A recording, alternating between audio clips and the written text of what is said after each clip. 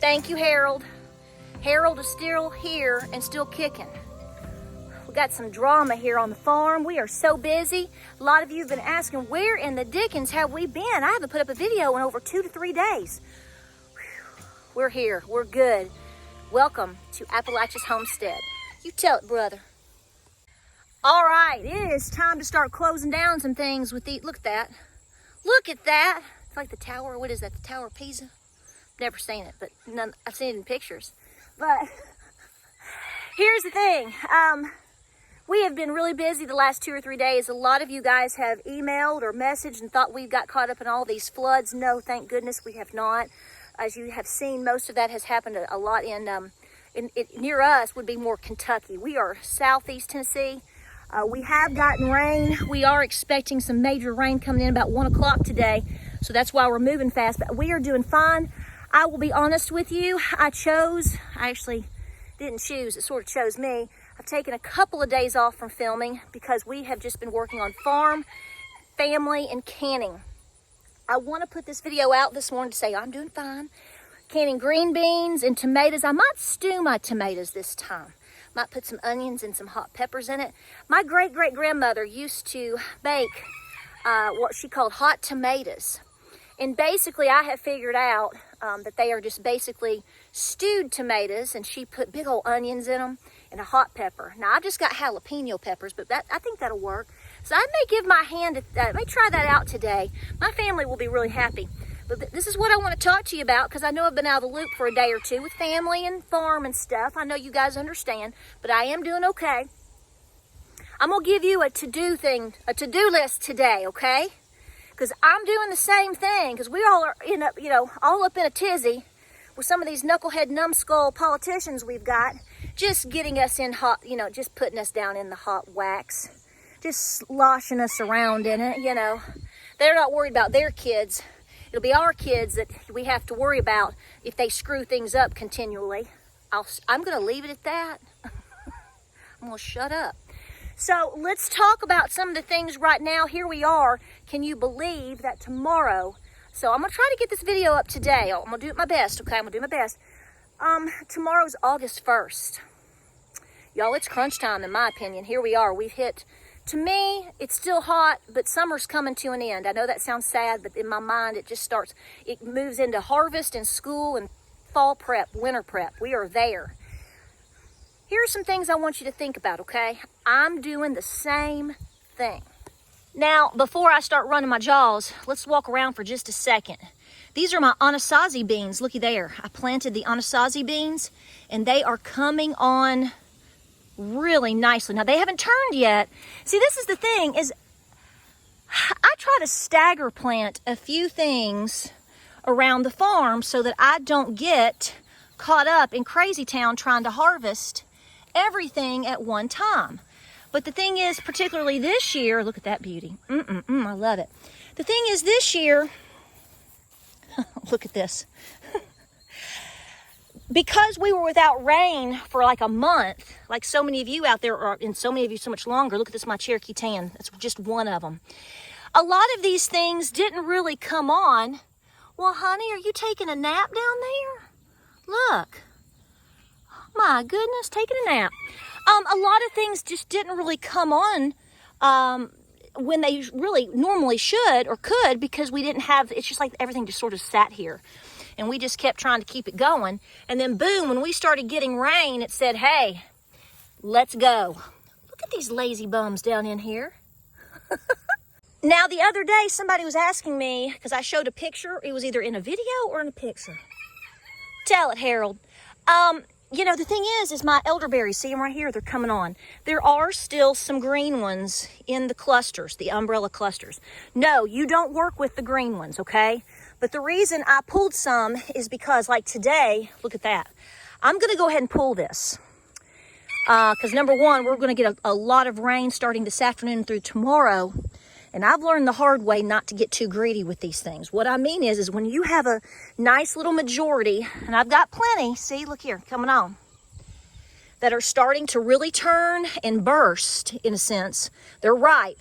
You better take them, because the birds love these things. So no, what I do is I take them and I put them in a brown bag, okay? I'll clip this whole thing off right here. I will put it in a brown bag and I stick it in the freezer. I've already got a big bag in the freezer. Let them freeze for 12, 24 hours, and then you shake them. Shake them like a salt shaker. Shake your tail feather, girl. Just get in with it, okay? And you're gonna shake the berries off, discard the green ones, and work with those beautiful, rich, dark elderberries. Do you see what I mean? Look here. Now, I planted this sunflower all in the same time frame that I've seen some of the other ones that you've seen. But because of weather conditions or whatever, it just came on at a different time. It was really waiting on the rain. Personally, I didn't think this one was gonna make it, and it did. So I'm definitely gonna seed save from this one because, honey, she is a warrior. Now, real quick, I want you to see this. Look here, I've got Cleomes. This is your fourth sister. I've put this on videos before, but a lot of you are new faces. You can see some of these are well past spent, quicker than others. Same scenario. I thought I was going to have like 2 little flowers this year. That's what it was looking like, and I was so upset and disappointed because these seeds are my great-great-grandmother. Excuse me, I take that back. My great-grandmother's seeds. My Nana's mom's seeds. My Nana has seed saved from these for years, and they were her mama's. So a lot of people are asking questions about seed saving, so I just want to show you this real quick. So hang with me now. The Cleome, which the bees love, I'm telling you, this is a great thing to grow. You don't seed save from the actual cluster, like a zinnia or the cosmos. You don't do that, or even the sunflower for that matter. They actually put out what I call them pods. I don't know technically what you call them. They look like little pods. Don't they look like pods from the movie The Alien or something? Yeah. Okay, well look here. You can see some of these pods are really dry, and they are bursting open. Those are your seeds. So once you start to see these pods coming on, that's how you know you're getting towards the spent cycle of these flowers, or as we say around here, these flowers. But also when these seeds open up, that's how they spread out. So you can see a lot of these have really rich, thick green pods, and you can actually feel the little tiny seeds right in there. So I'm gonna have to start seed saving. Literally, I'll just bring like a bowl out here and start popping them open and letting the seeds fall in there. Or if you're like my Nana, she comes out, watch this. She'll come outside and she gets the seeds, she casts them out. And she has got millions of these. That's how you do it. All right, we're gonna be doing some extra work in the barn this morning, but I wanna tell you right now, I know you're tired. I know I look tired. I am tired. But we got to stick with it. If you take a day off or 2 to concentrate on other things, other business, do so. Ain't no shame in the game. You got to live too. Okay, you got to take care of your family. If you're not putting away something actively right now, you need to be checking your items.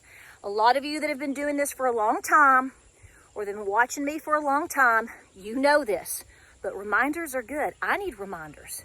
For those of you that are new faces or have only been trying to put things away for a couple of weeks or months or whatever, let me tell you a very key aspect to this whole deal. Baby, could you get more rotten, baby? Huh? Sister, what are you doing? Say good morning. Say hi. My name is Faith, and I'm the widowest barn kitty.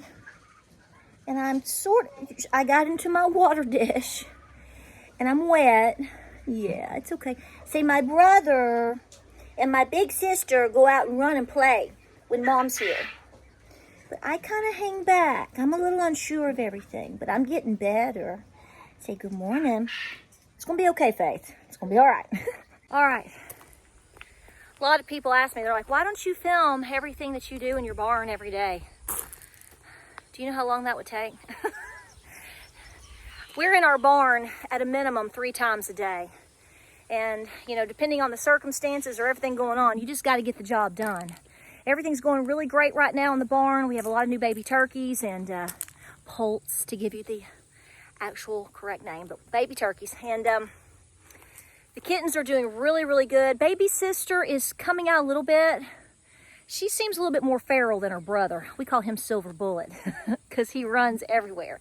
But he is much, he's acclimated pretty well and they're pretty good, and he is very loving. They're all very loving, but she's a little spook. So, and then Miss Ginger, of course, the long-haired cat, she's just a love muffin, and she loves Enoli and she loves Cochise. So I let them come out several times a day and play around and run, and then I put them back because I'm trying to acclimate them for 6 weeks, at least at a minimum, before I cut them loose. Because let me tell you what happened last night. 1 a.m. woke up by the sound of a screaming rooster. And I had to run out in my pajamas, to put it nicely, and throw on these sassy sloggers and well, save the rooster. That's all you need to know. But I have it wasn't Jeb, it was trying to get Boo Radley.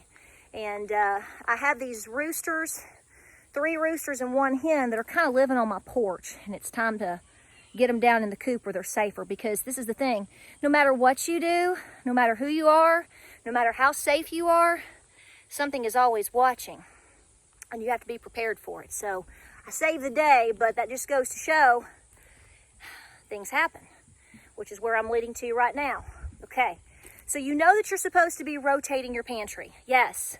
But we do forget things, and we do get away from things. You need to be going through your items, not only to check expiration dates or sell-by dates and this and that or the other. I want you to check your quantity, because I know that if you're like me, you get very busy, you get distracted, you're raising your kids, you got your farm, you got a job, you're homeschooling, you're not homeschooling, I don't know. People get distracted. So we may acquire things and have a pantry building, but at the same time, are you pulling from that pantry? It's very easy to have, to say, okay, I've got X amount of beans, and you think you're good for a while. Well, what if you decide to make chili one night? What if what if you had to give a pack to your mama? What if? And as time keeps on ticking, right? You've eaten half of your preps. This is very common right now. I'm seeing this with a couple of people saying, I had items, but I've also had to start using them because of inflation. Now, you need to work out your budget and what you need to do, but let me just broad brush this advice. And I would be doing this right now because, number one, things aren't going to get any cheaper. They're just not, as far as your main supply of items. Some items may not be available as you keep going forward, especially if they are seasonal. I think you're going to find, especially, that when we are moving into fall, your normal seasonal items, I'm going to have sweat running in my eyes, y'all. You're going to find that prices are going to be much more expensive than what you paid last year and the year before, of course. This is what I'm concerned about. We get confident in our pantries. We get confident in our supplies, and we think, well, I've got X amount of things. Well, is X amount enough to begin with? I mean, really, truly, honestly. So here's my point. I've said this before, and a lot of people that are really good at giving you advice on food storage and pantry storage, this is what they're going to say. I'm going to use peanut butter for an example. So you may have X amount of peanut butter on the shelf. Okay, let's say you have 6, and you got 6 back in like May and June, and they've been sitting there. Well, if you're like my family, you may have already eaten all 6. Okay, we like peanut butter a lot around here. Several of us do, especially me. So have you replaced those items as you were consuming them? That's the first question. I guarantee you some of us have not been perfect in doing that. We eat 1 or 2, and we go, oh, I've got some more, I'll get some later. Oh, I'll get some later. The human spirit, we put off, though we know we should not put things off, we do tend to do that because we're busy. I get you. Starting today, right now actually, this is going to be one of my goals today and the next couple of days, is I'm really going to be, what do I have? How many do I have? Because here's what they're going to tell you, and this is what I tell you. Let's say you go through a jar of peanut butter. You take that last swipe right out today. Don't go just replace that with 1 if you can, okay? If you can replace it and you can do more, that's what you need to do. Try to replace it with 2. So there's items that you use on a daily, weekly, monthly basis, depending on how much you use, how much you have, and clearly how quickly they can expire or whatnot. Okay, again, I'm broad brushing this conversation. you better replace them as many times over as you can. The rule of thumb is if you use something up, you need to replace that. Technically, what you should do is you should rotate out of your pantry. So let's say you've got those 6 jars of peanut butter. If you pull one and you're eating it, you need to rotate. You need to make sure you understand that you're taking your oldest items first, reserving the newest ones for later time so they last longer, right?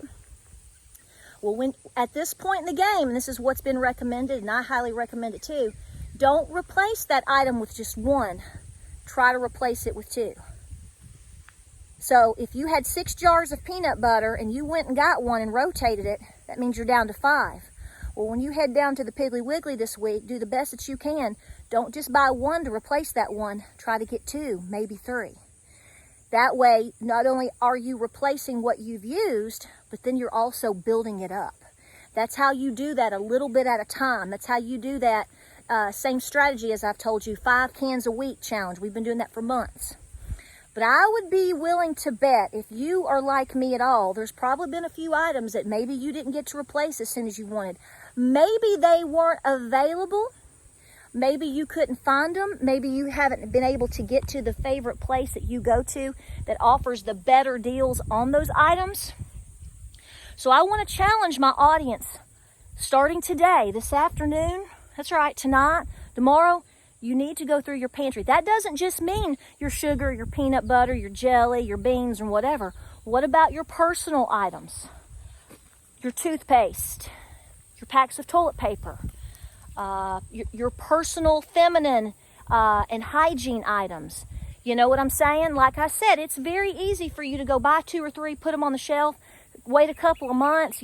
But I think if you go and you look and you see what have you been using, probably going to be a little concerned about your supply. Now this, maybe not. Maybe you've been, completely perfect every single day for months and months and years. I'd say that's not the case for the majority of us because we're human, we're busy, we're living.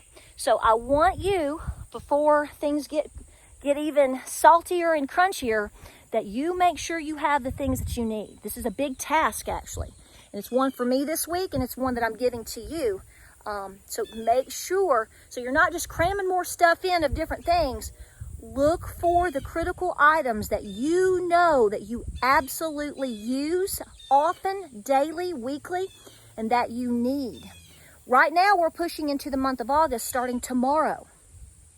There's going to be some tax-free opportunities. I know what you're saying. It's like, whoop-de-doo. I'm so glad that they're so benevolent to give us a tax-free weekend or a tax-free this. I know. But at this point in the game, every dime counts, doesn't it? Absolutely. I know here it's going to help here. So I'm going to be taking advantage of that starting tomorrow. So, be looking for those deals. Well, I hope you're well. We're doing good. I've got to get back to the house, shower off again because I've got a can.